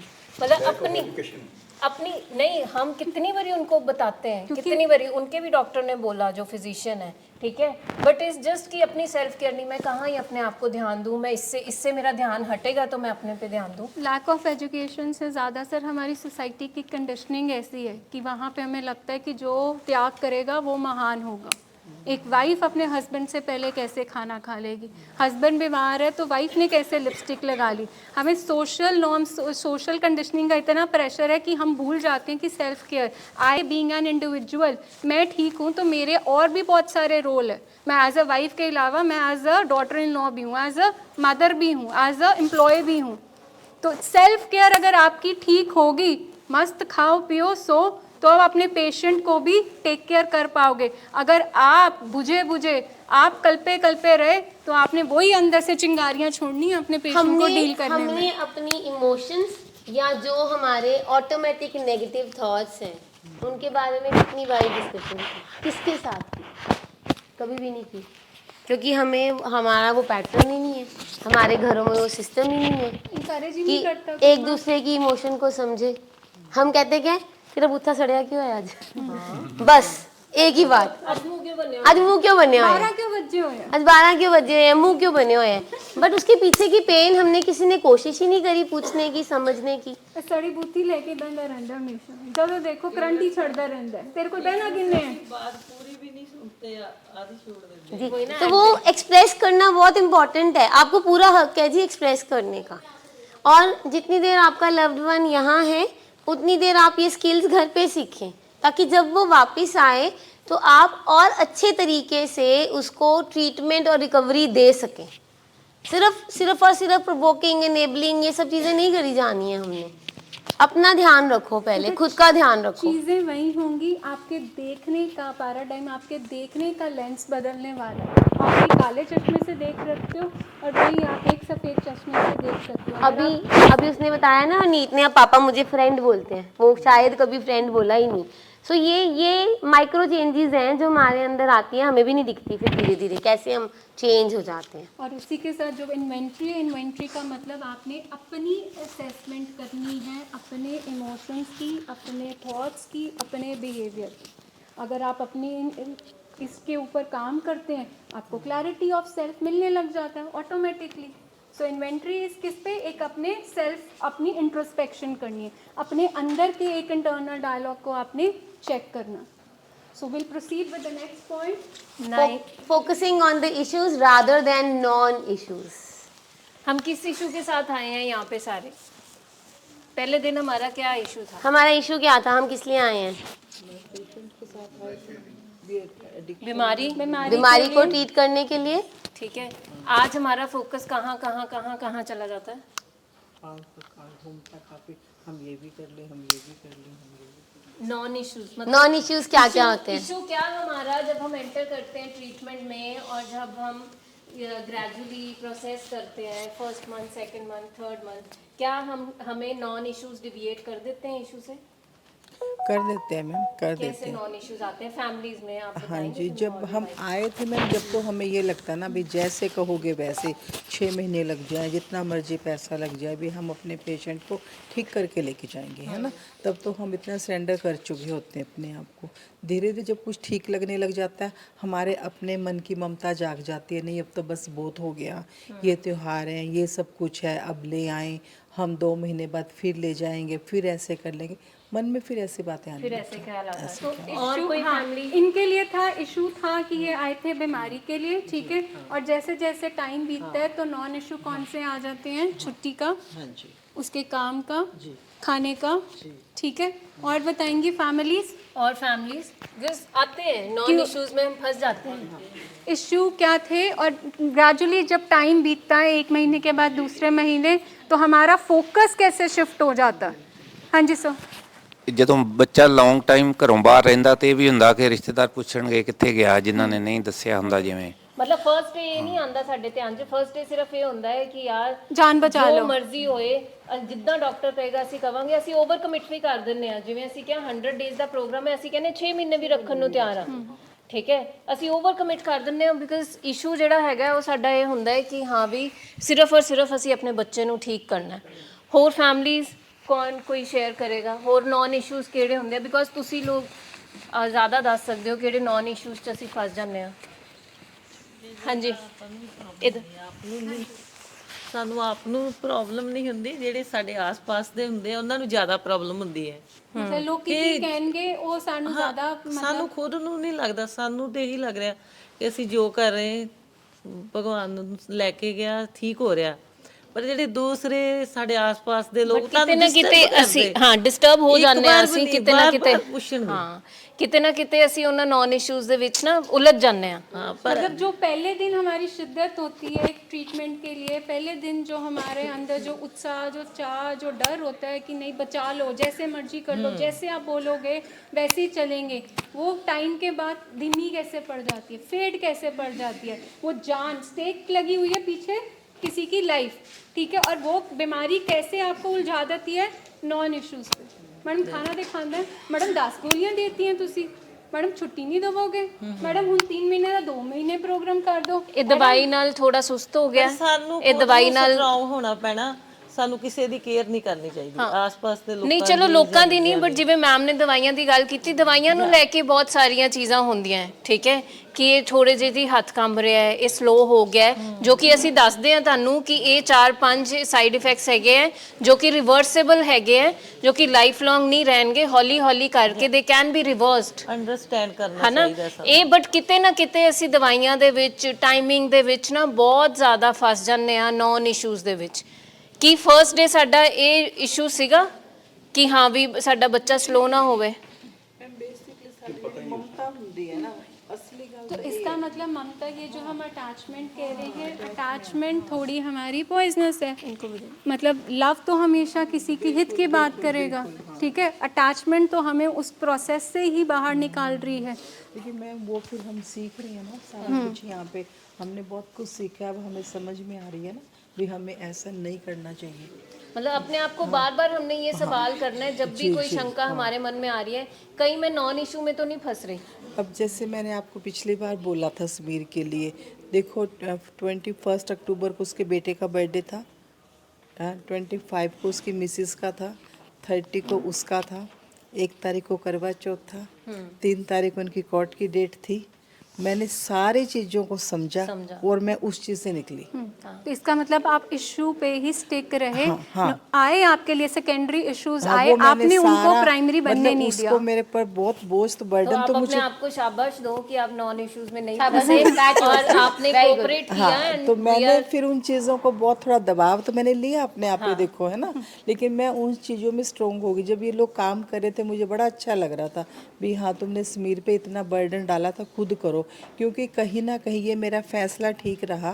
अगर वो जाता तो वो रात दिन काम करता 2 दिन, फिर हो सकता वो तो आपने बाउंड्री भी सेट करना सीख लिया, आपने खूब सारी स्किल्स लगाई इस हफ्ते, असर्टिव भी हो गए हम। आप बाउंड्री लगाई, असर्टिव हो गए, ठीक है। और मैं आपको बताऊं हमारा जो पेशेंट है ना इस चीज़ का वेट कर रहा होता है कि फैमिली लीड ले ले, कर रहा होता है, चाहे वो दिनों का मामला हो चाहे वो काम हैंडल करने का मामला हो, ठीक है, वो बैक सीट लेने को तैयार होता है अगर फैमिली लीड ले ले। अच्छा आज उसकी बेटी का बर्थडे है, मैं अगर उसको ले भी जाते तो मैं हफ्ते तक भेज ही नहीं पाती उसको, अगर आप बोलते 2 दिन के लिए, क्योंकि 2 दिन में नहीं आना था उसने। देखो फिर वो 5 को ही आता आपके पास। सो अभी देखो ही इज ऑल्सो कंफर्टेबल। ये बिल्कुल क्लियर किया कि what is good for him and what is unhealthy for him. जी जी and he is very comfortable. आपसे चलो करवा चौथ पे हाँ, भी बिल्कुल, बात करी, बिल्कुल, ही इज हाँ। Very comfortable. मैं ये बोल रही हूँ कि family has to take the lead and boundaries और असर्टिवनेस जिसकी बात कर रहे हैं, अगर ये आप स्किल्स यूज़ करोगे ना, आप कभी भी ये नहीं देखोगे कि पेशेंट में रिएक्शन आ रहा है, मतलब वो कंफर्टेबल है बिल्कुल। आप में डर भी था, आप में एंजाइटी भी थी, जी, जी। आप में एप्रीहेंशन भी थी सारी चीज़ों की, बट आपका एक फैसला, आपका एक असर्टिव होने से सारी चीज़ें अपने आप ऑटोमेटिकली ठीक होती हैं। और सेम केस अगर मैं गौरव के केस में बात करूं, वो बच्चा वेट कर रहा था कि कब मेरी फैमिली मुझे 3 मंथ्स बोले कि ये 100 डेज़ का प्रोग्राम है। फैमिली क्योंकि डर रही थी, उनको था हम लंबा टाइम बोलेंगे, सो वो बच्चे में तब तक गुस्सा, बेचैनी, एंग्शियसनेस ये सारी रही जब जब पेरेंट्स मिलने आते थे। But the day family took the lead कि नहीं 100 डेज़ का प्रोग्राम करना है, उसके बाद उसकी बेचैनी और वो गुस्सा सब खत्म हो गया। They are waiting for you to take the lead, और वो लीड आप कितनी खूबसूरती से निभाते हो, लेते हो, वो आपकी स्किल है। और मैम ने हमने हर फंक्शन को सेलिब्रेट भी किया, ये नहीं है पिछले दिनों में हमने उसको ऐसे ही छोड़ा है, हाँ। फुली सेलिब्रेट भी यू किया। Live that moment also, that's another skill जो आपने अप्लाई किया। देखिए हमारे पेशेंट्स जैक लगाने की कोशिश करते हैं, ठीक है, उन्हें पता भी होता है कि ये वाला जैक, ये वाला स्क्रू कौन खोलेगा, तो वो उसी पे ही लगाने की कोशिश करते हैं। एंड आपका ये ट्रेनिंग का मतलब ही यही है कि वो जैक ना खुलने दे। जैसे मैम कह रही हैं कि वो बैक सीट पे जाने के लिए तैयार है, बट हम ही पहले वो स्क्रू खोल देते हैं, इसलिए प्रोसेस का वो एक सफ़र ही नहीं शुरू हो पाता। नेक्स्ट प्रोसीड करते हैं। Set realistic expectations and appreciate for their little efforts. So realistic expectations का मतलब कि हम एक ट्रीटमेंट में आए हैं, ठीक है, तो ट्रीटमेंट में आपको एक उनसे सही उम्मीदें, सही एक एक्सपेक्टेशन रखनी पड़ेगी कि लाइक कि उनके ऊपर बोझ नहीं डालना पड़ेगा कि ये भी कर लो, वो भी कर लो, अब तुम ट्रीटमेंट में आ गए हो, तुम ठीक हो गए हो, अब तुम बिल्कुल फंक्शनल भी हो जाओ, घर भी संभाल लो, बच्चों को भी देख लो, ठीक है, बाहर सोसाइटी रिश्तेदारी भी निभा लो। सो आपकी बहुत रियलिस्टिक एक्सपेक्टेशंस ट्रीटमेंट से होनी चाहिए कि फर्स्ट फेज में, फर्स्ट इनिशियल 3 मंथ्स में उसका क्या ग्राफ होगा, क्या आपका ग्राफ और एक ट्रीटमेंट का ग्राफ आपस में पेस में अलाइन कर रहा है कि आपकी एक्सपेक्टेशंस इतनी है और कैपेसिटी पेशेंट की अभी इतनी है, कैपेसिटी उसकी सिर्फ 25 किलो उठाने की है और हम एक्सपेक्ट कर रहे हैं कि वो अभी आज ही 75 किलो उठा ले। सो हर एक फैमिली के लिए डाइवर्ट हो गई है 2 मिनट के लिए। हाँ जी, वापस आ जाए। हर एक फैमिली के लिए इम्पॉर्टेंट है कि हर जब ट्रीटमेंट के डिफरेंट फेस आते हैं, इनिशियल जब आप यहाँ पे इनरोल करते हैं रिहाब में उनका, और जब वो वापस घर जाते हैं, तो एक वो डिफरेंट फेस में डिफरेंट एक्सपेक्टेशंस जो रियलिस्टिक ग्राउंड पे सही मायने में वो कितना कर सकता है, कितनी उसकी कैपेसिटी है, ये आपके लिए बहुत इंपॉर्टेंट है। क्योंकि हम देखते हैं फैमिलीज़ की एक्सपेक्टेशन इतनी है, हमारे पेशेंट की कैपेसिटी इतनी है, उसी के चक्कर में वो टम्बल डाउन हो और जाता निधि है। मैम कई बार क्या होता है कि इतने लॉसेस हुए होते हैं हमारी लाइफ में, बिजनेस में, काम में, तो कहीं ना कहीं फैमिलीज को भी होता है, पेशेंट को तो हमारे लव्ड वन को होता ही है मैं जल्दी से अपना नुकसान पूरा कर लूँ।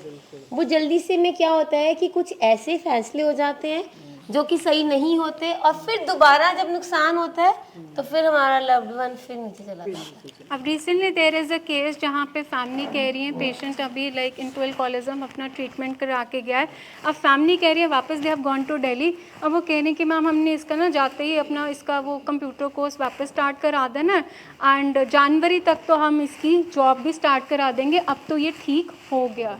अब आप बताइए ये एक ट्रीटमेंट से हमारे पेशेंट से रियलिस्टिक एक्सपेक्टेशन है? बिल्कुल भी नहीं। 10 साल से ही इज इनटू अपनी इस बीमारी को उसने पूरा बढ़ाया। ठीक है, इसके अलावा वो जो हमारी शादी वाली बात होती है वो भी बता दो उनको। क्या होता है कि लाइक कि हाँ जिनके नहीं है शादी करा देंगे तो ठीक हो जाएगा। सबसे इम्पोर्टेंट है शादी कराएंगे, रिस्पॉन्सिबिलिटी आएगी, अपने आप ठीक हो जाना है। काम नया खुलवा दो, वीजा लगवा दो, काम नया, कनाडा भेज दो। और जिनके हैं कि बच्चे कर लो, बच्चों में फिर जिम्मेवारी और बढ़ जाएगी, फिर कहाँ जाएगा ये? काम खोल दो। ये सारी अनरियलिस्टिक एक्सपेक्टेशंस हैं। हमने बीमारी को टाइम ही नहीं दिया रिकवर होने का, हमने जो हमारे रिलेशनशिप्स थे उनको मेंड होने का टाइम नहीं दिया जो ऑलरेडी हैं हमारे। और मूड को लेके भी ना बड़ी अनरियलिस्टिक होती है कि शायद इतनी देर ये यहाँ पे रह के आया है, अब ये हमेशा चर्पी जॉली और खिड़ता हुआ हमें नजर आएगा घर पे, which is very unrealistic. Number 1 thing ma'am, हमें सबसे पहले यही सुनने को मिलता है जब हमारा पेशेंट चुप घर हो जाता गया है कि ये तो मैम बात ही नहीं करता, ये चुप हो गया, ये तो अकेला रहता ये है। पहले तो बहुत हंसता था, हम बातें ये करता था। रियलाइज नहीं करते कि पहले जब वो थोड़ा ओवर करता था आपसे, वो ड्रग इंड्यूस्ड बिहेवियर था। ड्रग इंड्यूस्ड बिहेवियर में वो बातें भी कर रहा था, वो ज्यादा काम भी कर गिफ्ट्स रहा भी था, दे रहा था, गिफ्ट्स आपको भी दे रहा शॉपिंग भी था। करा रहा था। और अब उसका जब रियल सेल्फ आ रहा है तो हम अडेप्ट ही नहीं कर पाते, क्योंकि हमने 10-12 साल से बीमारी के साथ डील किया होता है। तो जब उसका रियल सेल्फ वापस आता है तो हमें लगता है यार ये तो ट्रीटमेंट में ना उसको बिल्कुल ही नीचे बिठा दिया, बिल्कुल चप दिला दिया। फिर अपने आपको पिछले वाले पॉइंट पे लेके आना है, नॉक कि मैं इशू पे ही हूँ कि नॉन इशू में फंस रही हूँ। क्या मेरा इशू था कि ये नशा छोड़ दे और ट्रीटमेंट ले ले? क्या मेरा इशू ये था कि ये चर्पी, इसलिए मैं डॉक्टर के पास लेके गई थी कि ये बातें नहीं कर रहा, ठीक है। सो हमें ठीक होने के प्रोसेस में बड़े उतार चढ़ाव आएंगे, हमें बार बार अपने आप को ये पूछना है कि मैं इशू पे ही हूँ टिकी हुई हूँ कि मैं नॉन इश्यूज में फंस रही हूँ। तो ट्रीटमेंट के फेस के हिसाब से आप लोग अपनी एक्सपेक्टेशंस, अपनी उम्मीदें लेकर आएँ। चलिए नेक्स्ट करेंगे फॉलो रेड स्टैंड्स। बताइए रेड स्टैंड्स क्या होते हैं, पता है किसी को? रेड लाइट का क्या मतलब होता है? लाइट्स पे होते हैं ना, red light, orange light, green light. Red light का क्या मतलब होता है? स्टॉप। येलो लाइट क्या कहते हैं? स्टार्ट कर लो, मतलब स्टार्ट कर लो, be ready. And green light says go.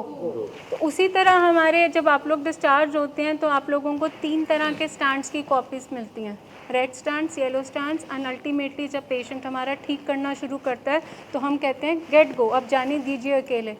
But unfortunately हमारी फैमिलीज रेड स्टैंड्स को ही नहीं फॉलो करती, वो बिल्कुल रेड स्टैंड्स को वायलेट, जैसे हम वहाँ पे अपने रोड पे भी रेड लाइट को ब्रेक करते हैं, इधर उधर कोई है तो नहीं है, कोई चलान पुलिस वाला तो नहीं खड़ा हुआ, फटाफट हम जाते और यहाँ पे जैसे मैम ने इधर बोला कि रेड स्टैंड्स की 500 रुपया जाते ही दे दिए, पेशेंट को अकेले जाना दिया। इसका मतलब ना हमने असर्टिव होना सीखा, ना हमने बाउंड्री रखी, इसलिए हमने रेड मैम इनको स्टैंड्स फटाफट से 4-5 रेड स्टैंड्स बता दे क्या। Number 1 red stand, patient unsupervised, मतलब अकेले अभी नहीं जाएगा। मैंने कहा हर ट्रीटमेंट में उसका फेस होता है। सो इनिशियल जब पेशेंट यहाँ से डिस्चार्ज होकर जाता है, नंबर 1 इनिशियल फेस में उसका रेड स्टैंड ये है कि पेशेंट अनसुपरवाइज्ड कहीं पे भी नहीं जाएगा।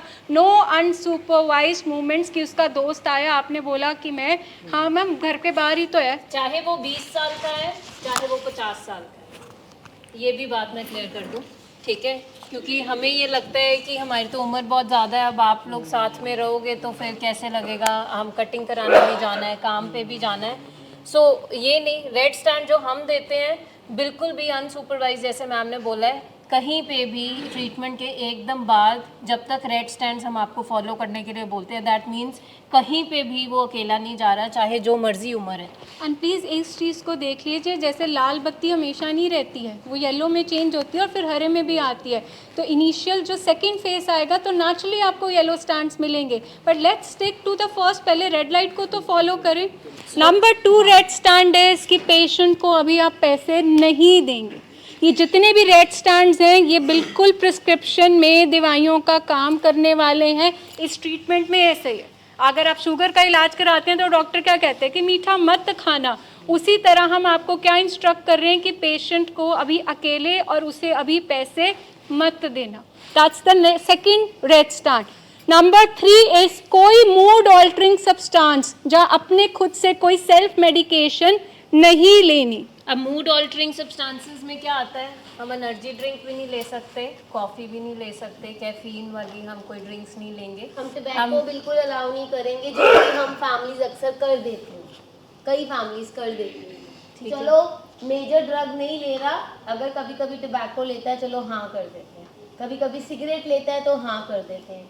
हमने ब्रेन स्कैन की पहले भी बात की थी, टबैको बहुत ज़्यादा इफेक्ट लाती है, cigarette and tobacco and even alcohol.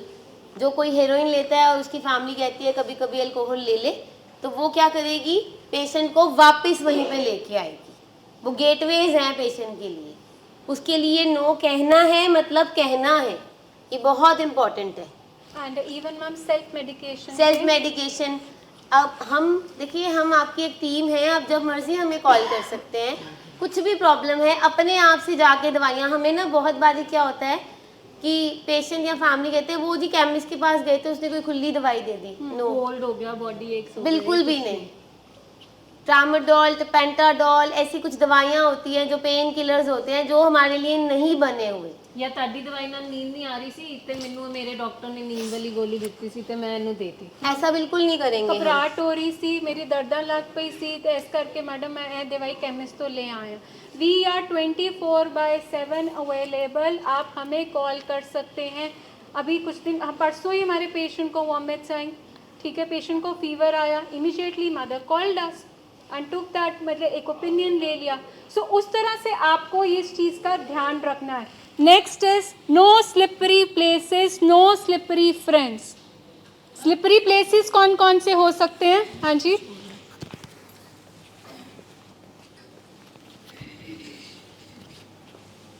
ਜਦੋਂ ਤੁਸੀਂ ਮੈਮ ਮੈਡੀਸਨ ਦੀ ਗੱਲ ਕਰਦੇ ਹੋ ਹਾਂਜੀ। ਤਾਂ ਕਹਿੰਦੇ ਹੋ ਵੀ ਇੱਥੇ ਫੋਨ ਕਰਨਾ ਹੈ, ਇਹ ਵਾਲੀ ਮੈਡੀਸਨ ਖਾਣੀ ਹੈ। ਜਦੋਂ ਅਸੀਂ ਇਹ ਵਾਲੀ ਮੈਡੀਸਨ ਦਿੰਨੇ ਆ ਪੇਸ਼ੈਂਟ ਨੂੰ ਤੇ ਪੇਸ਼ੈਂਟ ਕਹਿ ਦਿੰਦਾ ਇਹ ਤਾਂ ਅਸਰ ਹੀ ਨਹੀਂ ਕਰਦੀ, ਉਹ ਬਾਜ਼ਾਰ ਵਾਲੀ ਨਾਲ ਹੀ ਮੇਰਾ ਹਟੂਗਾ ਦਰਦ। उसमें हमें असर्टिव होना सीखना है। हमें नहीं आया अभी तक असर्टिव होना, इसीलिए हम आज बैठे हैं। अगर आपका पेशेंट कहता है कि मुझे इस दवाई से फर्क नहीं पड़ रहा, बाजार वाली से पड़ रहा है, इसका मतलब वो बाजार वाली में एडिक्शन है।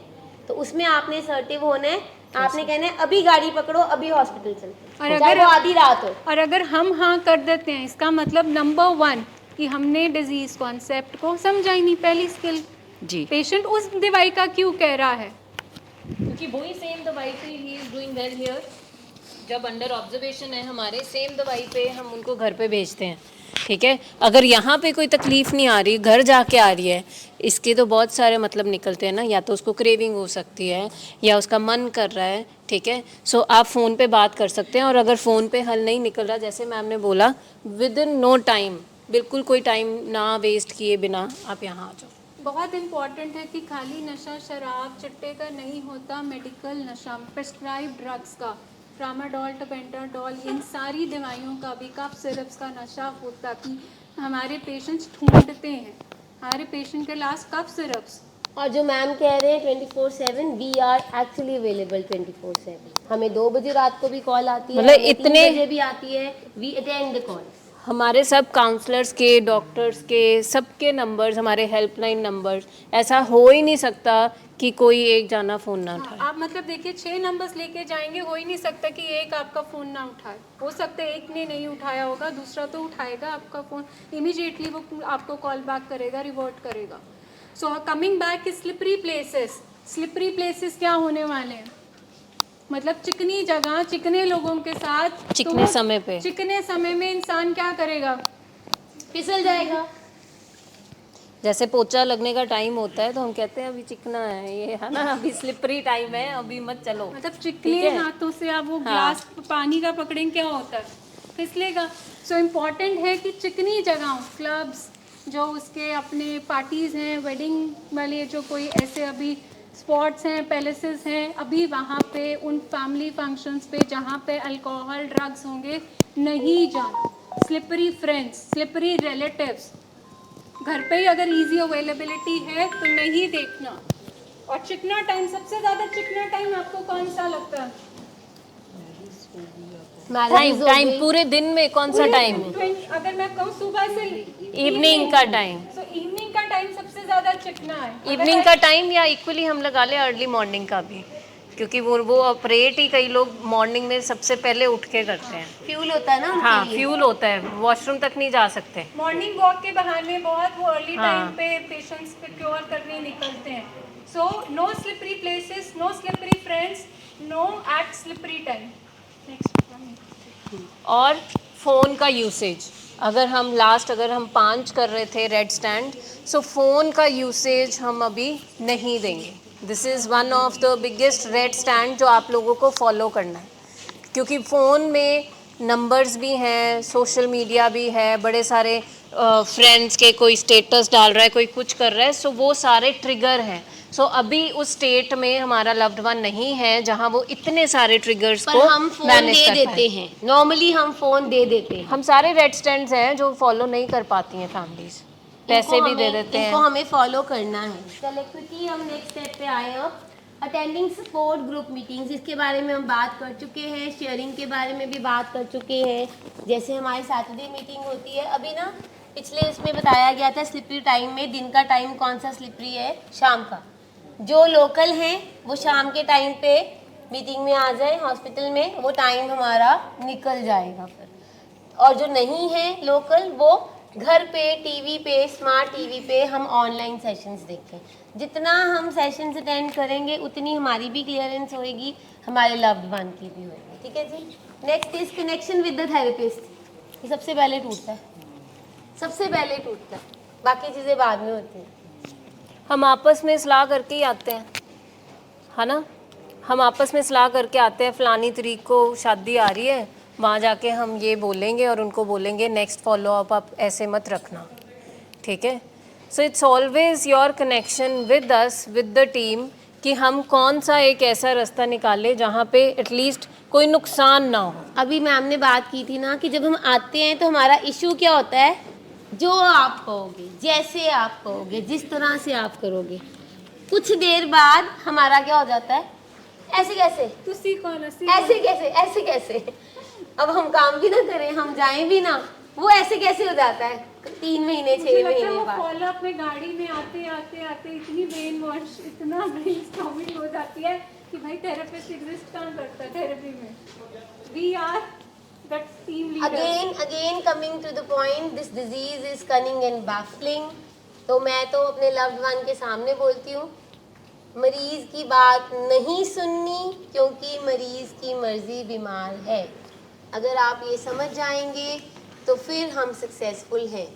उनकी जो बात लिसनिंग करनी है, पर उनकी बात माननी नहीं है कि फॉलो अप नहीं जाना तो नहीं जाना, कोई बात नहीं, ऐसा नहीं होना चाहिए। दोनों चीज़ों में फ़र्क है। वो लोग सोचते हैं हमारी सुनी नहीं जाती, मैं कहा नहीं, सुनी ज़रूर जाती है बट मानी नहीं जाती। वैसे एक फर्क कोर्स है। हम शुरू करने लगे हैं असर्टिव कम्युनिकेशन का। अगर आपने नाम लिखवाना है तो श्वेता मैम को लिखवा दो, वो लेने लगे हैं। तो जिन फैमिलीज को लगता है तो दे कैन एग्जैक्टली, क्योंकि फिर हमारे पास ना हमारे लव्ड वंस आ जाते हैं। देखो यहाँ पे मैं क्लियरली बोलूँ, आप सब फैमिलीज, जितनी भी फैमिलीज आई हैं, प्लस हमारे loved ones, respect, regard and love, ये हमारे हर्मिटेज का असूल है फॉर एवरीवन। कोई डिसरिस्पेक्ट नहीं है, कोई हम डिसरिगार्ड नहीं करते और हम प्यार से डील करते हैं। हाँ। जो मैम कह रहे हैं ना, यही है। हमारे पास लव्ड वन आते हैं, कहते हैं सुन तो लेते हो आप, मानते नहीं हो आप, मानना नहीं है आपने। तो फिर हमारा जवाब यही आता है कि जिस बात से आपका नुकसान है हम वो नहीं मानेंगे, जिसमें आपका नुकसान नहीं है वो हम मान सकते हैं। That's what you have to learn. ठीक है जी, And the last is let go and take plus gratitude, let go। अपने तरीकों को आज यहाँ पे गुड बाय करके जाना सारे, ठीक है। अपने पुराने बिलीफ सिस्टम्स को, अपने पुराने बिहेवियर पैटर्न्स को, अपने पुराने इमोशनल रिस्पॉन्सेस को आज गुड बाय, लेट गो करके जाओ। Let God means that higher power जो आपने, जो प्रोग्राम आपको कह रहे हैं, उन स्किल्स को फॉलो करो एंड शुक्र करो बाबा जी का कि हम सही जगह। हम भी परमात्मा की मर्जी के बिना कुछ नहीं कर सकते। परमात्मा दा पाना समझ के ही असी भी सारा काम करते हैं। सो आपने भी सरेंडर करना है, ग्रैटिट्यूड करना है हर एक दिन का, ताकि हम सक्सेसफुल हो सकें। मतलब आपको पता ही नहीं चलेगा कि इन कुर्सियों पे बैठते बैठते कब वो एहसास और रियलाइजेशन, जैसे वो हरनीत जी ने बोला था कि मैम मैं मीटिंग में आना शुरू हुआ, पर ये हुआ कुछ बाबा जी की मर्जी से ही है। सो वो जो आपका 33% आपको आसपास से जो हेल्प मिलनी है, एंड में जो रहमत होनी है वो उसी की होनी है। सो हायर पावर जो है वो अपना देख रही है काम, उस अपना बड़ा ही इफेक्टिवली एफिशिएंटली वो काम कर रही है higher power. It's just that कि हमें अपना एफर्ट देना होता वो है। स्टोरी है सर की कि कोई टांडा नहीं बचा, बट हाले ज़मीन बची हुई है, दोबारा उपजाऊ कर सकते हैं। सो ग्रैटिट्यूड फॉर दैट कि बथेरा कुछ आई वी नो दैट गया है, बट अभी फिर भी ये शरीर, ये दिमाग बचा हुआ है। So let's have gratitude for that कि हम वापस अपनी लाइफ अभी मैम ने भी स्टार्टिंग में बोला था कि वो सुकून आ गया है। ठीक है, हनीफ जी ने भी बोला था वो सुकून आ गया है। हमें सुकून कब आता है, हमारी टीम को सुकून कब आता है, जब रिकवरी होती है। जब रिकवरी होती है तब हमें सुकून आता है। जब हम उनकी लाइफ में एक्सेल करते देखते हैं तब सुकून आता है। मैंने अपनी लाइफ में यहाँ पे रहते हुए उन पेशेंट्स को बचते देखा है जिनको डॉक्टर्स ने जवाब दे दिए थे, जिनको ब्लड की वॉमिट्स आती थी, और उनके बच्चे जो एडिक्शन में थे, उनके बच्चे कोई डॉक्टर बन गया है, कोई इंजीनियर बन गया है, कोई कहीं अपनी लाइफ ले गया है, इतना ग्रो करके। तो अगर जब वो ग्रैटिट्यूड भेजते हैं हमारी टीम को, सर हमारे साथ शेयर करते हैं, तब हमें सुकून मिलता है कि हम शायद किसी की ज़िंदगी में थोड़ा सा चेंज लेके आ पाए हैं। So we are really very thankful and grateful to you कि आप यहाँ पे आते हो, हमारे साथ जुड़ते हो और अपनी लाइफ्स को थोड़ा सा बेटर करने के लिए ये जो एफर्ट्स कर रहे हो ना, ये हमें और हल्लाशेरी देता है कि हम और ज़्यादा मेहनत करें। डॉक्टर साहब को ना जब मरीज आके कहते हैं ना डॉक्टर साहब आपके कमरे में बैठ गया ना, आधा मेरा प्रॉब्लम ठीक हो गई, तो वो जो एक सुकून मिलता है ना, वो उसकी हम डेफिनेशन आपको बता नहीं सकते। So with your efforts, with our efforts, we are successful. ठीक है जी, ठीक है जी, thank thank you you. So much.